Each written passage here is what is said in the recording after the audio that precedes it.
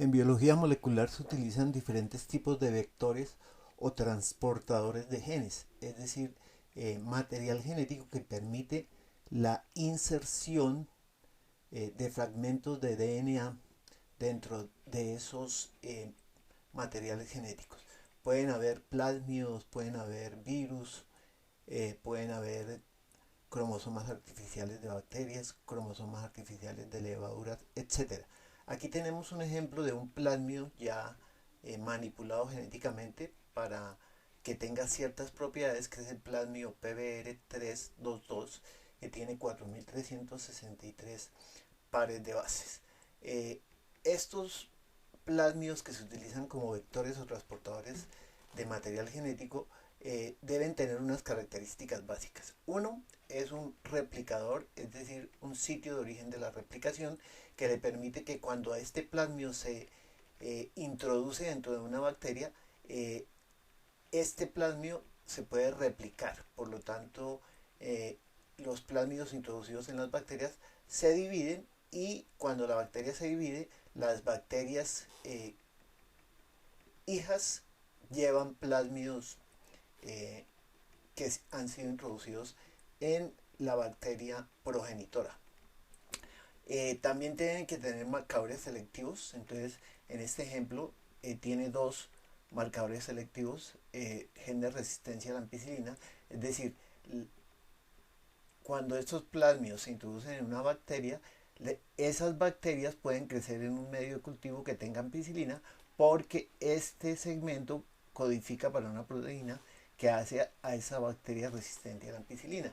Y aquí hay otro gen de resistencia, en este caso la tetraciclina, que quiere decir que bacterias a las cuales se le introduce este plasmio también se pueden crecer en medios de cultivo que tienen tetraciclina. Entonces, de esa manera uno puede eliminar las bacterias que no tienen plasmio y permitir el crecimiento de las bacterias que sí tienen plasmio, tanto en medios que contienen el antibiótico ampicilina como medios de cultivo que contienen el antibiótico tetraciclina. Y finalmente debe tener sitios de clonación. En este caso nos están señalando aquí con verde los sitios en los cuales se hace la clonación. Entonces en este sitio EQR1 se puede cortar con EQR1 y aquí se introduce un fragmento de EQR1. HIN3, BAMH1 y SAL1. Cuando se utilizan BAMH1 y SAL1, cuando se introduce el fragmento se daña el gen de resistencia a tetraciclina, pero queda intacto el gen de resistencia a la ampicilina. En este caso nos están mostrando cómo se introduce un segmento de DNA dentro de un plásmido de clonación. Entonces, tenemos el plásmido intacto circular. Entonces, nos muestran que se cortan con la enzima EQR1. Eso hace que se linearice o se abra el plásmido. Lo mismo el DNA que se va a insertar, entonces es cortado con la misma enzima de restricción para que queden los mismos extremos pegajosos. Luego se unen el plásmido linearizado y el DNA cortado con la misma enzima se unen para que se peguen estos extremos pegajosos, pero queda faltando un enlace fosfodiéster. Entonces finalmente se sella, se unen de manera covalente ese inserto y ese DNA plasmídico con una enzima ligasa. Entonces de esa manera tenemos una quimera, es decir, un plásmido recombinante, un DNA recombinante, donde una parte del DNA es de origen plasmídico y la otra parte puede ser de cualquier origen, de eucariote, de animales, de ratones, etcétera. En esta parte nos están mostrando cómo hay ciertas enzimas que no dejan extremos pegajosos como el caso de la EcoR1, sino que dejan extremos romos. Es decir, aquí el extremo 5' o 3' es más largo que el extremo 5' o 3' antiparalelo. Entonces por eso nos quedan un extremo más largo que el otro. En este caso, enzimas que dejan extremos romos dejan los dos extremos, el 5' y el 3' de igual longitud. Entonces, esto es más difícil de unirlo. Entonces se crean unas secuencias cortas que corresponden a DNA de doble cadena que contienen un sitio que es reconocido por una enzima de restricción cualquiera. En este caso, este fragmento corto de 2, 4, 6, 8 pares de bases, dentro contiene los 6 pares de bases que son reconocidos por la enzima EcoR1. Entonces, esto se le puede pegar a un DNA que tiene extremos romos. Entonces, estos segmentos, a este segmento de 8 pares de bases que contiene dentro de la secuencia de EcoR1 lo llaman un linker, ¿sí? Un linker. Entonces, a este DNA con extremos romos se le pueden pegar linkers al lado y lado con una enzima del bacteriófago T4, una ligasa del bacteriófago T4 que es específica para unir extremos romos. Entonces, ya después, si se utiliza la enzima de EcoR1, entonces este segmento que inicialmente tenía extremos romos ahora tiene extremos pegajosos. Entonces, de esa manera se le pueden agregar sitios de restricción a enzimas que no los tenía. Entonces, si se le pega un segmento que tiene múltiples sitios reconocidos por varias enzimas, entonces a eso no se llama un linker, sino a eso se llama un polylinker, que sería el sitio que es donde pueden insertar diferentes fragmentos que son cortados con diferentes enzimas. En este caso nos están mostrando, en el libro nos dicen que es un plásmido de clonación universal, el PUC19.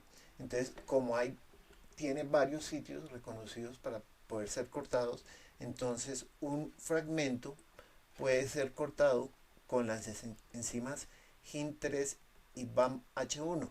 Entonces nos queda un extremo con fragmento pegajoso HIN3 y el otro extremo con fragmento pegajoso BAMH1. Entonces el vector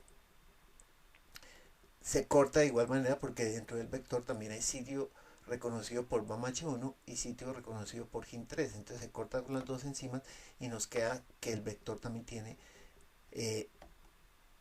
un extremo BAMH1 y el otro extremo HIN3. Entonces esto va a entrar en una dirección determinada porque el extremo BAMH1 se va a pegar del inserto, se va a pegar con el extremo BAMH1 del plásmido y el extremo HIN3 del inserto se va a pegar con el extremo HIN3 del plásmido. Entonces hay una clonación, una introducción direccional, porque en este caso este extremo puede pegarse a este lado o este extremo puede pegarse a este lado. Es decir, el inserto podría pegarse en dos direcciones. En cambio aquí el inserto se pega de una manera, en una sola dirección. Entonces a esto le llaman una clonación direccional. En esta parte de la diapositiva nos están mostrando cómo una vez uno ha generado una quimera o un plásmido recombinante que le ha introducido un segmento. Entonces aquí está el plásmido PBR322, se cortó con la enzima BAMH1, entonces se dañó el gen de resistencia a tetraciclina. Aquí se introdujo, como se introdujo con BAMH1, si se hubiera introducido con EcoR1 no se hubiera dañado el sitio de resistencia, el gen de resistencia a la tetraciclina. Entonces aquí tenemos,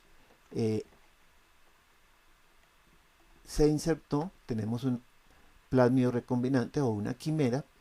Posteriormente nos dicen estos plásmidos se deben introducir a las bacterias. Para esto dicen se hace un tratamiento con cloruro de calcio y con choque térmico para introducir en las bacterias plásmidos. Entonces, dentro de estas bacterias pueden haber plásmidos sin inserto o con inserto. Entonces aquí nos muestran que crecieron esto en una caja de Petri que tenía ampicilina. Entonces crecen solamente las bacterias que tienen plásmido, pero ese plásmido puede ser sin inserto o con inserto. Se mueren todas las bacterias que no tienen plásmido, que son la mayoría de las bacterias. Nos dicen que posteriormente con una membrana de nylon hacen una réplica, una fotocopia de esta y lo siembran en otra caja de Petri que ya no tiene ampicilina sino que tiene tetraciclina. Entonces solamente crecen unas pocas de las colonias bacterianas que habían crecido en la caja que tenía ampicilina. ¿Por qué? Entonces,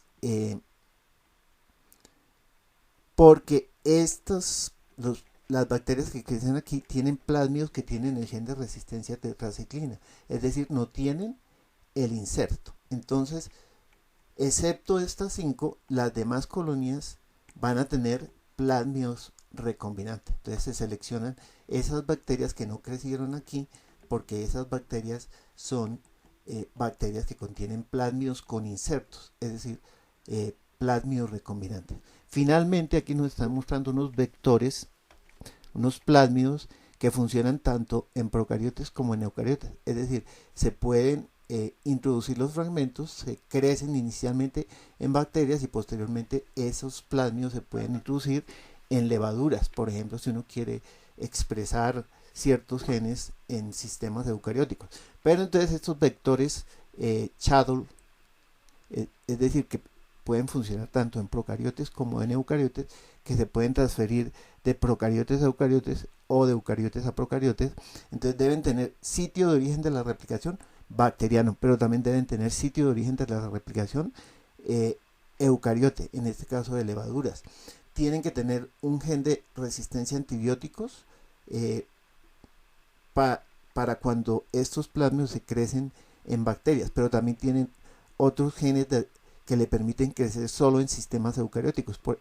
Por ejemplo, este plasmido tiene un gen que sirve para que se complete una deficiencia que tienen las levaduras de producir leucina. Entonces, como si se introduce el plasmido, esas levaduras pueden crecer en un medio sin leucina porque ya la pueden producir porque tienen el plasmido adentro.